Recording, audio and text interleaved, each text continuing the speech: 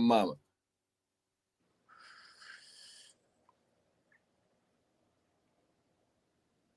Can you hear it, bro?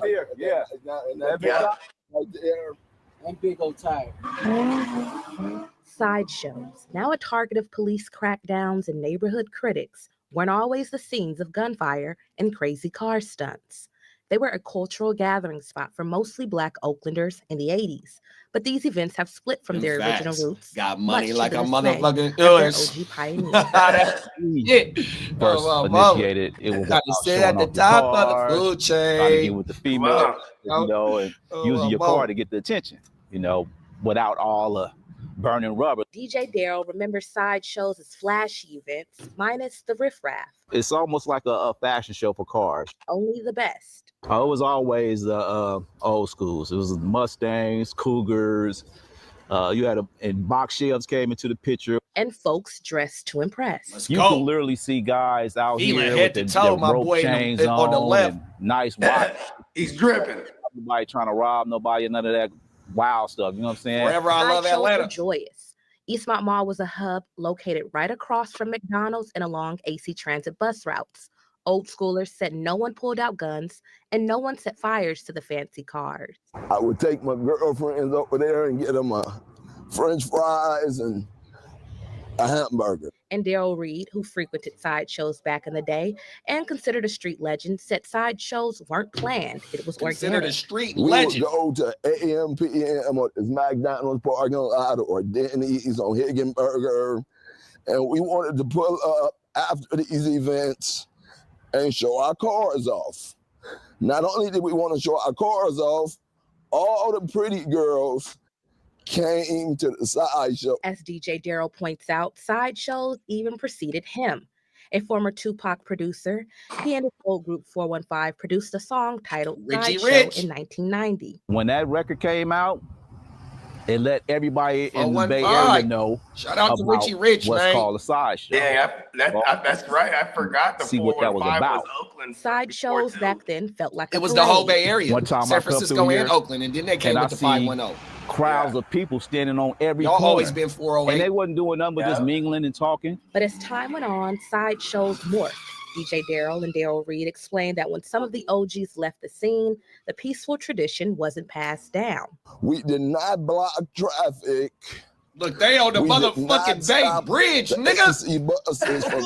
What it do? They shut down the bridge on their motherfucking ass. Civilians that had places to go. You know what I'm saying? You gotta put it on the ground. Chaos. Young people began imitating what they thought was a sideshow, infusing the events with violence because no one taught them otherwise. I started seeing all these cars with the young people caravan, because I want the people that's watching this shit that's not from California to understand this is our culture. This is a part of our lifestyle and how we grew up. These niggas, these kings right here, these OGs, they talking about how they started it and how they left, and when the system, how they had to go spend some time in the system. You know what I mean? That the young bulls didn't have that guidance. You know what I mean? And that's why you see some of the shit that you see right now. So give me some of your thoughts on this shit, man. I mean, it's kind of something that we bring up all the time. Is that like, you know what I mean? These younger generations, like it might have been my generation and the generations that followed me's fault, because you know what I'm saying? Like I definitely had OGs, older folks and older cousins that show us the way, because it did get wild. You know what I mean? When the sideshows went all over the place, not just Oakland, and like, I mean, even out here, I moved out to a suburb, Elk Grove, and it'd be so quiet at night. You hear them sideshowing and shit, and they'll shut down the intersection. You know what I mean? 100%. Yeah, you know what I'm saying? And during my era, when we would go out to the sideshows or to the runs, in this case, because we definitely grew up in the import era. You know what I mean? And like, during that era, you know what I mean? You might see it be extra cracking, and then like someone will just start popping off in the air, make everybody run. You know what I mean? Like, but yeah, after my generation, you start hearing the sideshows was extra dangerous. You know what I mean? You miss facts. Like, you know what I'm saying? So, yeah, and it's, making it dangerous for pedestrians and shit like that, like blocking traffic and stuff like that. You know, let's try to do better, kids. You know what I mean? It's cool for the gram. So when I was at the SIDESHOWS, blocking traffic has always been a thing. We shut down freeways and shit like that, but we wasn't hurting nobody. Wasn't no accidents. Every show that I've been to, every SIDESHOW that I was at, it wasn't no accident. You know what I mean? Somebody might have bapped they shit, you know what I mean? But it wasn't, nobody really got fucked up or nothing like that, if I remember correctly. You know I've seen somebody get hit, somebody fishtailing. Oh, yeah. Standing too close. Right. Because they want to tap the core, they want to give high fives to the niggas that's swinging the donuts, being, you know what I mean, all in the mix. Nah, fuck all that. That's not what you do, you know what I mean? High feet. 100%. No, facts. But yeah, man, the SIDESHOWS have been a part of my whole life, 100%. Because like these brothers right here that we just seen, I got older rellies and the older rellies, day partners and shit. And you know what I mean? In the 80s, in the 90s, man, me growing up, I always wanted a set of D's and V's because of them. You know what I mean? 100%. They pulling up D's and V's and knocking, you know what I mean? And this is up until the mid-90s. Then when they started coming with the 16s and 17-inch dishes and all that, you know what I mean? They started coming in big foreigns and, you know what I mean? I'm like, man, you know, this is the lifestyle, you know what I mean? And, yeah, my cousins had 5.0s and Stangs and Cougars and, you know what I mean? The old school, the old school's that swing, bro. Come on now, bro. So you know, this is a part of the culture. It's just fucked up of how, you know, how it is now. Because like I said, you know, like you might get some shots let off or something. I ain't never been at a SIDESHOW where somebody got popped. You know what I mean? I've heard shots at the SIDESHOW, and it wasn't like they was letting off at people. You know what I mean? Yeah, they're shooting off, let everybody run. And then like how they was saying, man, the brides would pull up to the SIDESHOW, man. They knew where the fellas was at that was, you know, handling their business, and you know what I mean, 100%. So yeah, you know, I loved when that video came across my timeline, man. I love that. I love that right there for sure, bro.